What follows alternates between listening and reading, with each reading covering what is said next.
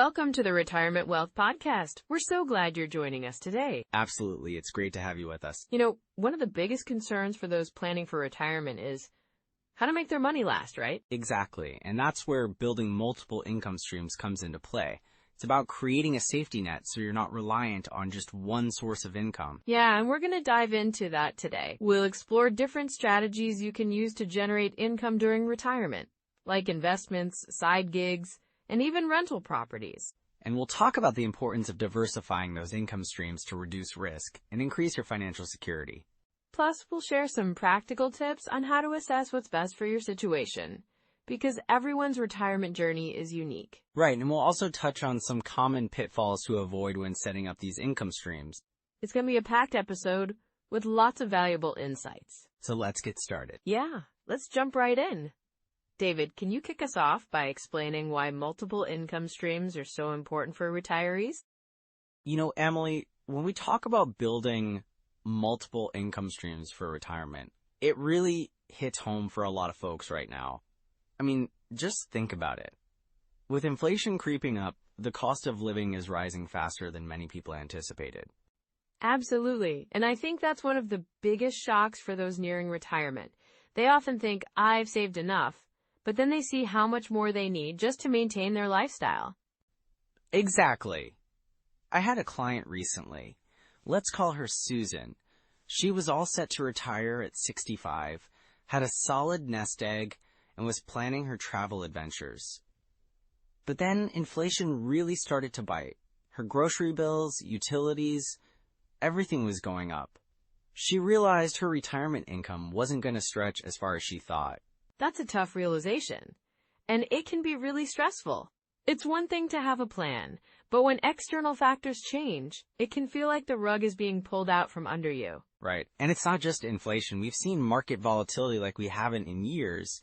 The stock market has its ups and downs, and for many retirees, a significant downturn can really affect their portfolio, especially if they're drawing income from it. Yeah, if you're relying solely on your investments and they take a hit, that can really derail your plans.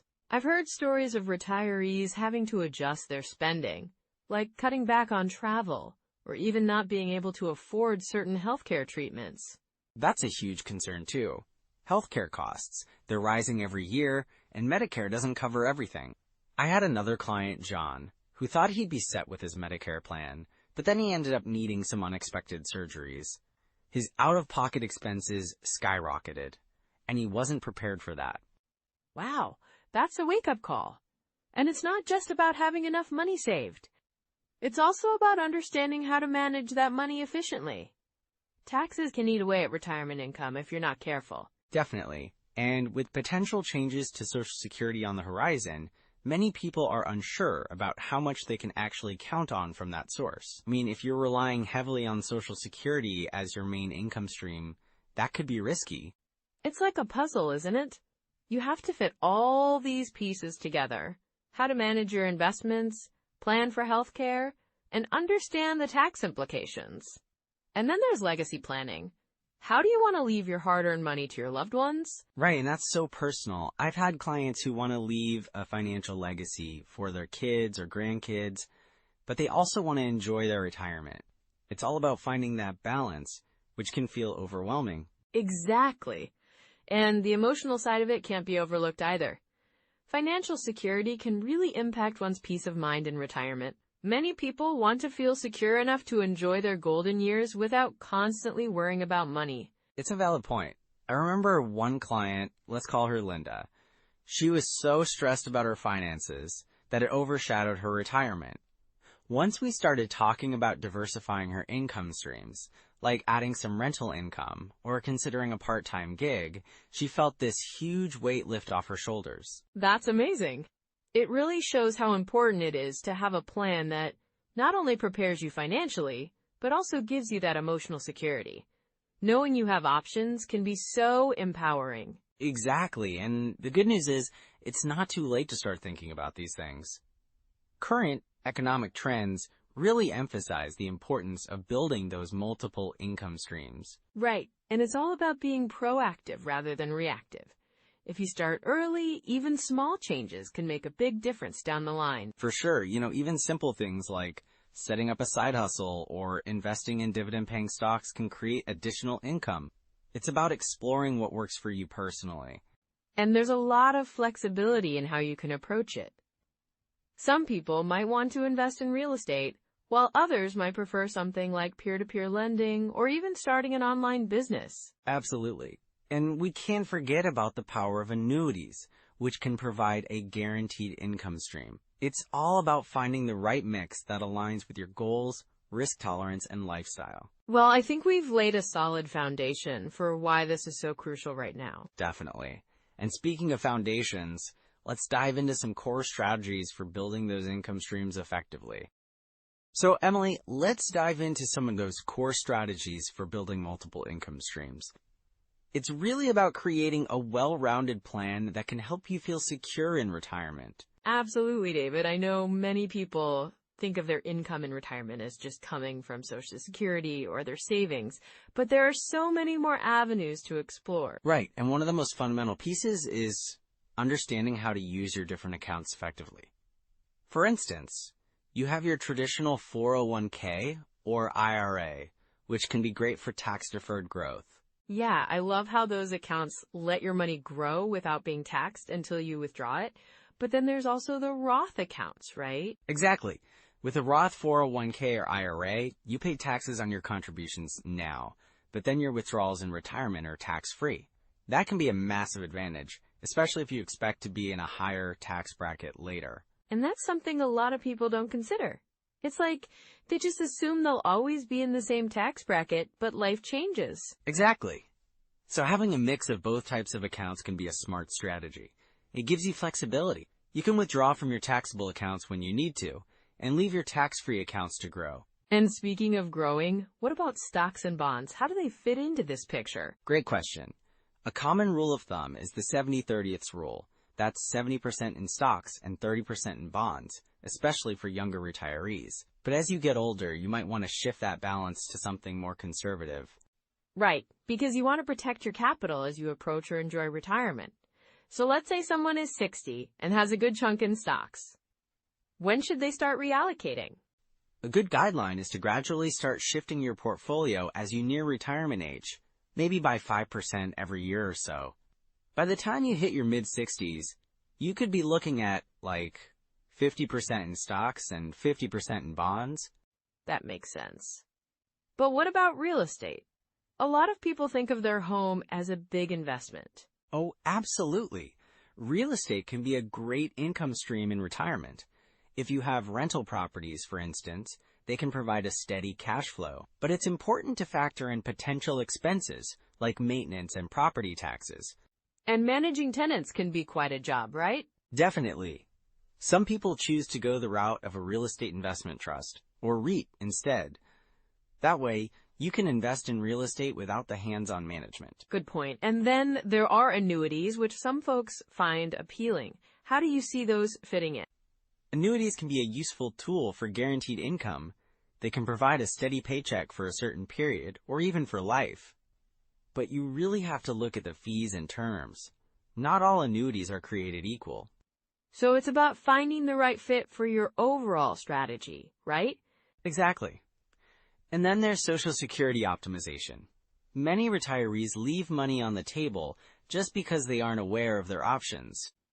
Like when to start claiming it. Yes, the earlier you claim, the smaller your monthly benefit will be. If you can wait until your full retirement age, or even better, until age 70, you can significantly increase your monthly income. So it could be worth the wait for some folks, especially if they have other income sources to rely on in the meantime. Absolutely. And let's not forget about withdrawal strategies. The 4% rule is a popular guideline. It suggests that you can withdraw 4% of your retirement savings each year without running out of money.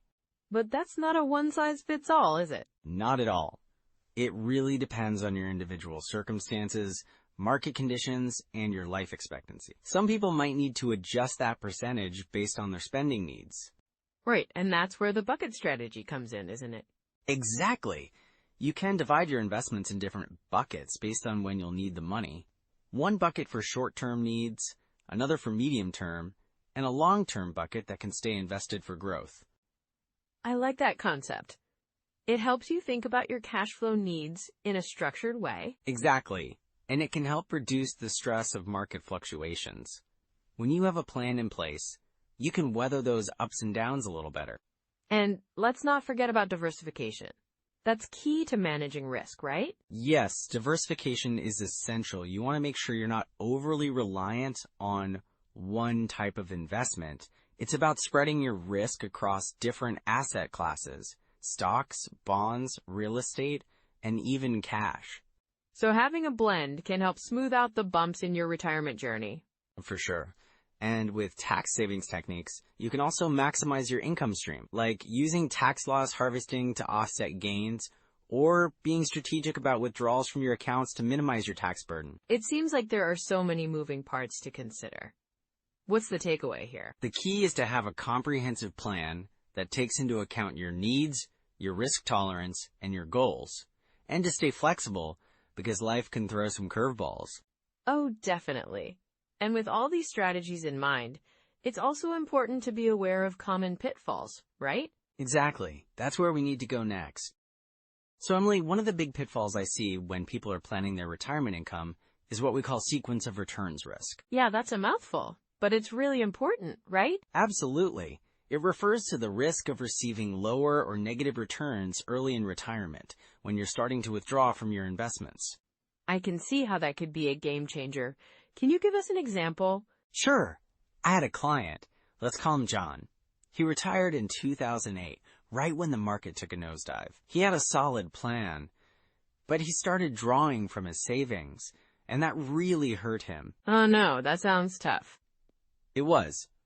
Because the market was down, he had to sell more shares to fund his retirement, which meant he had fewer shares when the market eventually recovered.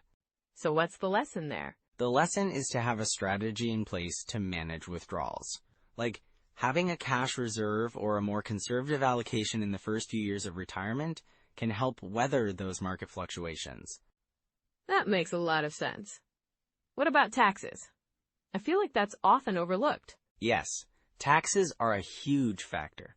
Many retirees don't consider how their withdrawals will impact their tax situation. For instance, if you withdraw too much from your traditional IRA, you might bump yourself into a higher tax bracket. Right, and that could eat into your income. Exactly. I had another client, let's call her Mary, who was in a higher tax bracket than she expected because she didn't account for her Social Security and IRA withdrawals together. Ouch! Yeah, she ended up paying more taxes than necessary, which could have been avoided with better planning. So what's a good way to approach that? I recommend a comprehensive tax strategy that considers all income sources. It's about finding a balance so you're not paying more taxes than you need to. Got it. What about healthcare? I hear a lot of people underestimate those costs. That's another big one. Healthcare can be a significant expense in retirement, and many don't fully grasp how much they'll need. I know I've heard the figure that a couple retiring today might need over $300,000 for healthcare. Exactly. I had a couple, let's say Tom and Linda, who didn't plan for healthcare costs.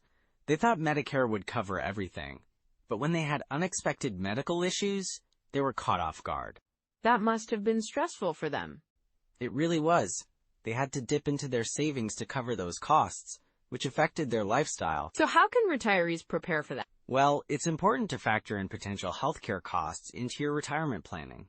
Sometimes even consider long-term care insurance to help mitigate those risks. That sounds like a smart move. What about longevity? Ah, yes.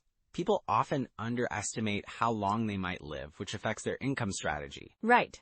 I mean, if you retire at 65, you could easily be looking at 30 years or more. Exactly.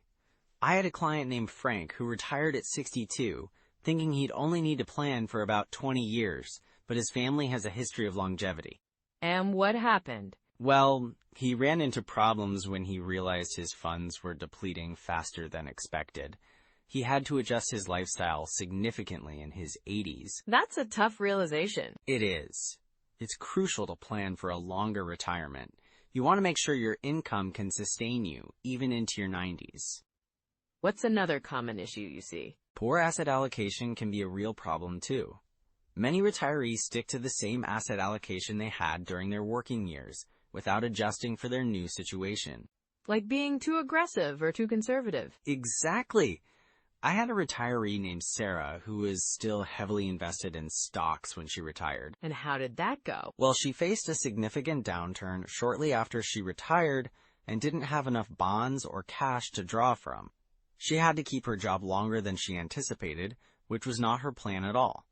Sounds like a balancing act. It really is. Finding the right mix of growth and safety is essential, especially as you age. What about Social Security? I've heard people claiming it too early can be a mistake. Definitely. Claiming Social Security too early can reduce your benefits significantly. I had a client, let's say Mark, who claimed at 62 because he felt he needed the income. And? Well, he didn't realize that by doing so, he reduced his benefits by about 25%. Wow, that's a big hit. It was. If he had waited even a few years, he could have received a much larger monthly check. It's important to factor in your overall income strategy and life expectancy when making that decision. So what can people do to avoid these pitfalls? Well, the first step is to have a solid plan that accounts for these risks, like sequence of returns, taxes, healthcare, longevity, asset allocation, and Social Security timing. Sounds like a comprehensive approach is key. Exactly. Working with a qualified financial advisor can help you navigate these challenges and create a personalized plan. And even if you're already retired, it's never too late to review your strategy and make necessary adjustments, right? Absolutely, Emily. It's about being proactive and recognizing those red flags early on. You want to ensure that your retirement years are not just financially secure, but also enjoyable. Great advice, David. That really gives our listeners a lot to think about. I hope so.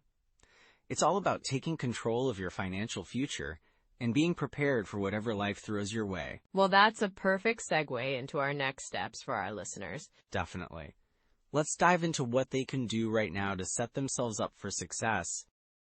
So, Emily, now that we've talked about the importance of building multiple income streams, let's dive into some immediate steps our listeners can take, right? Absolutely, David. I think the first thing is to really assess your current financial situation. Looking at your assets, liabilities, and income sources is essential. Right, and a great way to do that is by using some of the online retirement calculators. Vanguard, Fidelity, and Schwab all have tools that can help you project your retirement needs and see how those income streams can fit together. Yes, those calculators are super user-friendly, and they can really help you visualize where you stand. Plus, don't forget to check out ssa.gov for your Social Security benefits. It's really important to understand what you can expect from that income stream. Exactly. And while you're at it, consider looking into tax software. It can help you understand how your different income streams, like dividends or rental income, will be taxed in retirement. Great point.